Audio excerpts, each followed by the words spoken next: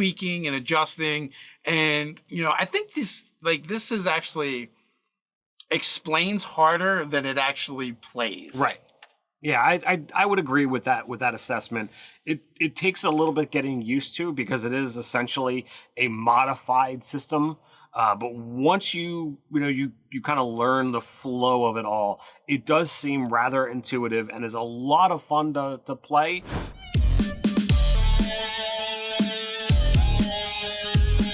I'm Nerdarchy Ted. And I'm Nerdarchy Steve. Welcome to Nerdarchy. For nerds, by nerds. All right, today it looks like we're doing another Zoo Mafia design diary. Yeah, we're up to like 9 now, right? Yeah, it's quite a lot going. Quite a lot's happened in the game. And it's time to, after all this time discussing, I think it's time to actually talk about the dice. Yeah, we're gonna be talking about the dice today, but real quick, just for folks that maybe you haven't caught the other design diaries and you're seeing this one first for some reason. I mean, there's a playlist, and you can check out the first video and find that here on the channel. But Zoo Mafia is a game that we're working on. We're currently hacking Powered by the Apocalypse in order to make this game and to basically make a game about being a zoo animal and also a criminal at the same time. Go wild, do crime. That's kind of our motto and theme for the game. Indeed. And, ultimately you're trying to get made and get into one of the mafia families. Yeah, so why don't you jump down to the description below. There's probably a card right up here. Check out the Zoo Mafia newsletter. It's specifically to this game. It's a way to get access to the free quick start rules once we actually get, through the game and get that written up and processed. We're not going to bug you about anything else, and, it's going to be just Zoo Mafia. All right, so let's jump into the dice. All right, well, we talked about hacking the Powered by the Apocalypse, more specifically the Monster of the Week, because that's what we're familiar with. And Powered by the Apocalypse, you roll 2 dice, you add them together, you add a stat. But with our game, we're hacking a system, so we're going to make some changes. Yeah, so, instead of rolling 2 dice, we're going to roll 3 dice. And they're all D6s, but they have to be distinctive. You have to know the difference between what die is what, right? Because there's 2 of them that you're going to add together, and the other has a different functionality. Now, obviously, you could just roll a D6 3 times and be like, because we're distinguishing them by an ally die, a neutral die, an enemy die. You could be like, roll your ally die, roll your neutral die. You're going to add these numbers together plus your stat, and then that's your roll, right? And that determines success or failure of whatever it is that you're trying to do. Yeah, and then you're going to roll that 3rd die, and then then what you're going to look at is, did I get any doubles? That's the first thing you need to check for, right? And if you did, it's going to mean something. But in addition to that, did I get any doubles, and is a 6 showing? Right. So if you didn't roll any doubles, then you just have success or failure. If you roll doubles, that's when you verify whether a 6 or the face of one of Well, I will clarify one thing, because you keep saying you have success or failure. Powered by Apocalypse doesn't actually work that way. That's true. You have failure, you have success with consequences, and then you have success. Right. My apologies. You're 100% correct there. I was trying to make things easier and get into this. So the association of the three dice, they're pretty much linked to what you would consider the characters within the verse, but the more appropriate thing is when your die is showing a 6 when you roll doubles, whether it be all 3 dice or just 1, it's going to mean something different within the rule set for interpreting what happens with your roll. Yeah, so as we said, the 3 distinctive dice, like you said, represents something in the game as well, which I guess we should just touch on that briefly at the very least, right? And sure. Narratively, what the ally, neutral, and enemy is in the world of Zoo Mafia, there are 3 crime families that are running everything, but there's only really room for 2 crime families, and so one of them has got to go. And you're trying to get into one of them, so that is your ally.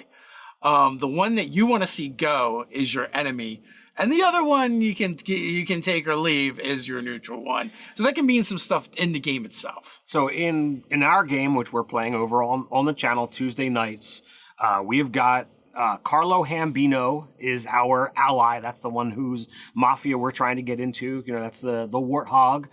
Our neutral die is Machine Gun Otto, and he's crazy, which is why we don't want to be in his. And then we have Owl Capone is our enemy. And it's amusing because we've got an owl and an otter as these rival, crime lords, but we have an owl and an otter within the party. So hilarity ensues. Yes. All right, so let's get into the actual, the specifics of the dice mechanics. So there's a couple things that you should know about, Powered by Apocalypse, and that is the way the dice work. During different things in the games can give you bonuses or disadvantages, and they're called forwards and ongoing, right? So it can be a plus or a negative. And that's going to be added into your overall equation. We have what the dice say, your stat, and then any other modifiers to the die.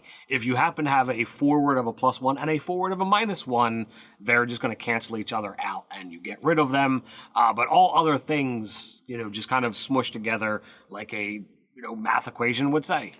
Yeah, and so one of the things that we've changed, usually those kind of bonuses and penalties come from moves. They usually don't come from rolling the dice specifically.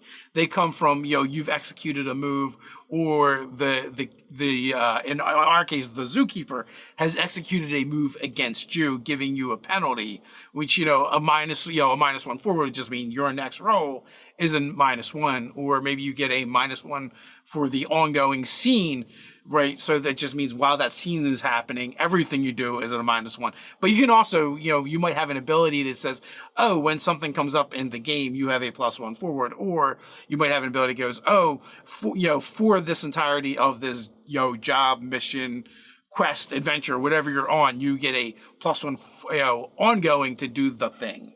Yeah, and that can be, greatly helpful to be successful in the game. When we played a game of Monster of the Week, the character I used had the ability to have premonitions, and if I succeeded well on that premonition, I almost always got an ongoing.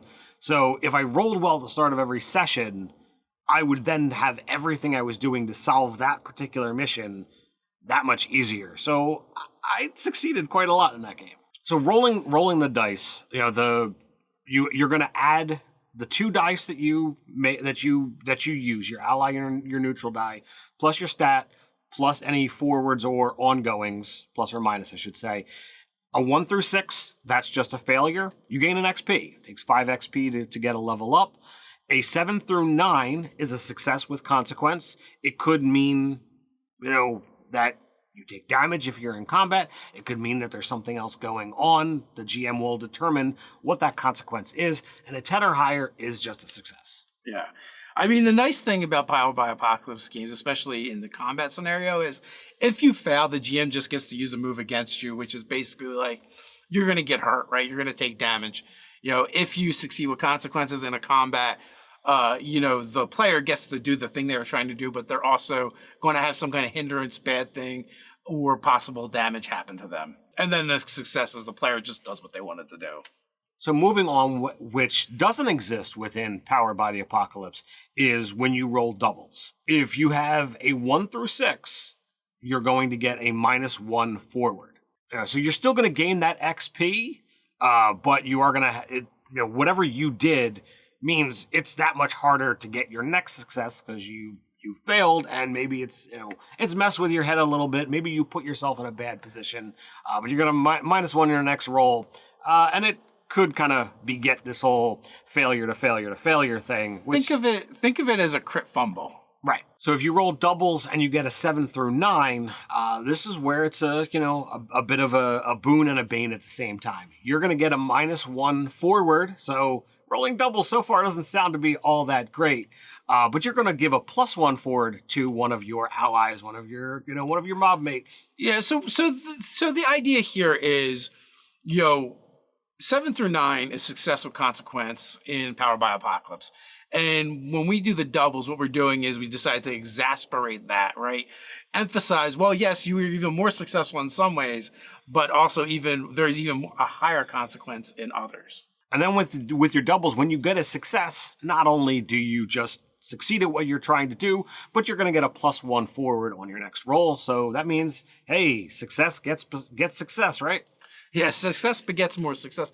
And also the idea with the doubles is for you, the GM, or the players to add in narrative elements into what's going on, right? Like it shouldn't be just like, oh, this is what I got on the dice.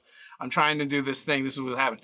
It's at this point that either the GM should intercede or the players could have the agency to be like, this is why I'm going to have that +1 forward, or this is why I'm going to have that -1 forward, and add to the narrative of the game. And when you have, and this is not in any way, shape, or form a slight, a system as simplistic, which we like about Powered by the Apocalypse, we wanted to say, well, we like the foundation, but we want there to be a little bit more versatility in what's there, and adding the sequence of doubles to it gives us that without greatly changing what the mechanics are. Yeah, it's still pretty simple. So now we have the bosses. The bosses, a more complicated system where you have to differentiate when you roll doubles and your insert, ally, neutral, and enemy dice face are showing, i.e. the 6.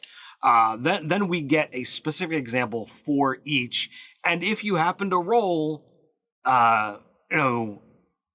so essentially all 6s, or you roll a 6 on the ally and a 6 on the other, you're going to add the success or failure option for each, so it gets a little bit wonky. So if you roll doubles on your dice and your 6 is showing on the ally face, if you get that 6 or lower, you're going to gain an extra XP. So you actually get 2 for a single roll. Now this takes a certain set of circumstances to happen, because you're going to roll a 6 on the primary die. You'd have to roll a 1 on the other 2 dice and have negatives to go along with it to make that become a failure. So it takes a special set of circumstances to make that particular situation happen, because on the dice faces, you'd have a 6 and a 1, which automatically puts it into a success with consequences. Yes. So wonky, but yes. If you roll a 7 through 9, again, it's success with consequences. So you're going to get a -1 forward, and you're going to give 2 +1 forwards to your allies as you see fit. So a lot of fun, things that you can do. Again, having that ally means that your allies, having that ally face means your allies are going to be in a better position. So it's just a minor adjustment. And then when you get a success and your ally is showing, you're going to get a marker returned. Now, you can scroll back to one of our previous videos talking about what the markers are. If you get all 10 markers used up, you are out of the game. Either, your character is carted off by the zookeepers for doing things that they shouldn't be doing, or some other, crazy scenario. So getting one of those crucial 10 markers back, absolutely a critical thing, super helpful. I rolled it twice, but it was before I had spent or lost any markers. So I want those back. Yeah, think of it almost like an alternate health track that you can spend in order to get benefits in the game. It's a Benny. Right. So next up, we have doubles with the neutral boss showing. So 1 through 6, so you get a failure with the neutral boss showing. You don't get any XP. He comes along, eats your XP. Yeah. So, one of the things that's cool about Powered by the Apocalypse is failing gives you XP. But in this case, these circumstances makes it so you're not going to get it. But again, also like Ted kind of said, it is kind of hard to do that. You would have to have penalties or a -2 a particular stat to make that happen. So on 7 through 9 is success with consequence. For your neutral die, it means nothing. Nothing happens. Nothing extra. You're still going to suffer whatever normal consequence that's going to be there for succeeding with consequence, but there's no additional advantages or disadvantages. And, if you succeed, get a 10+ and the neutral, you have doubles and the neutral boss shows up.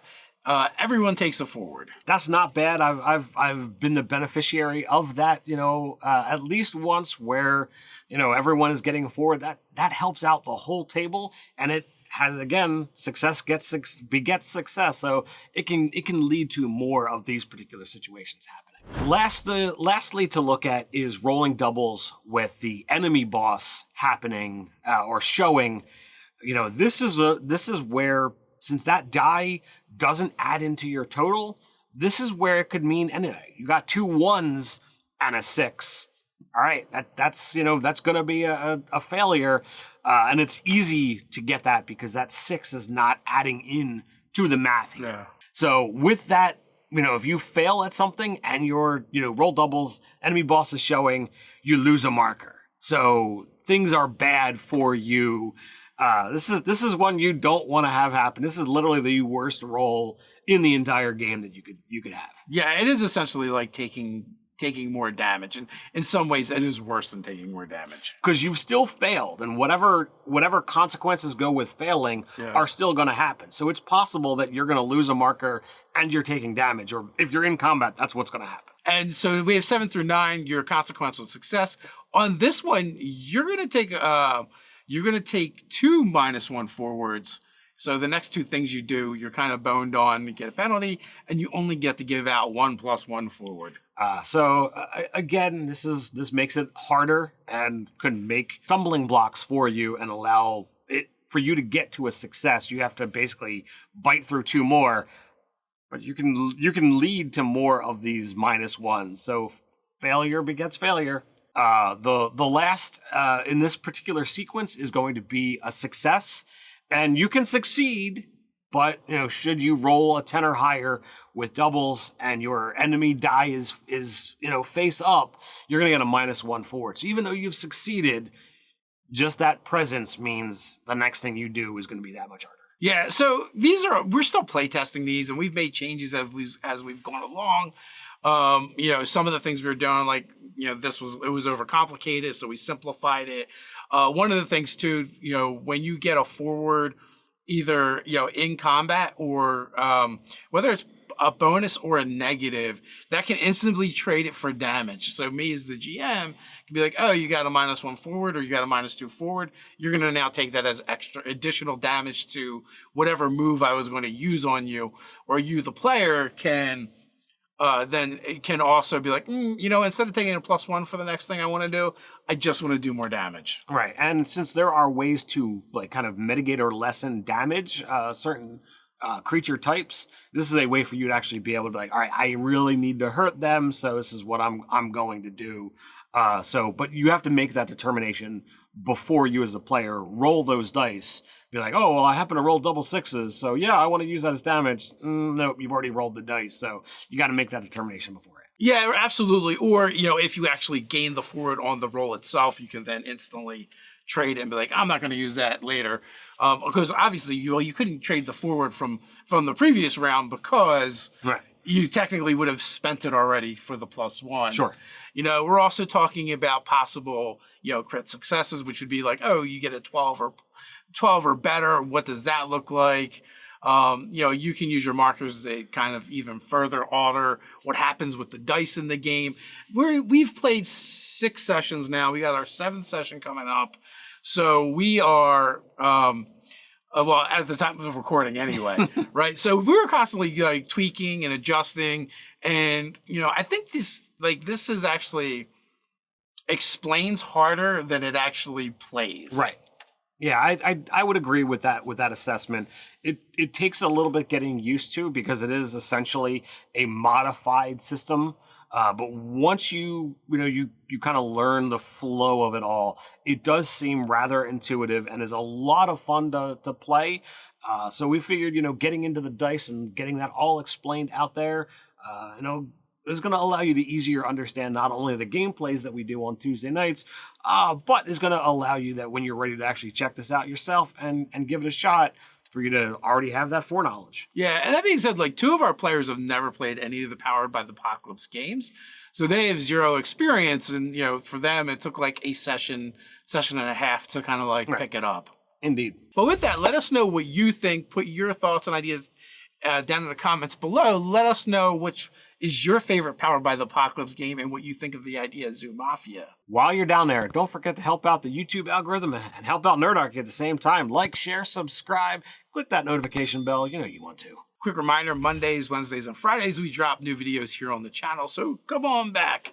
But you can't wait till then? No worries, we got you covered. There's a card up here for Design Diary number 8, High Concepts in RPGs. So until next time, stay nerdy.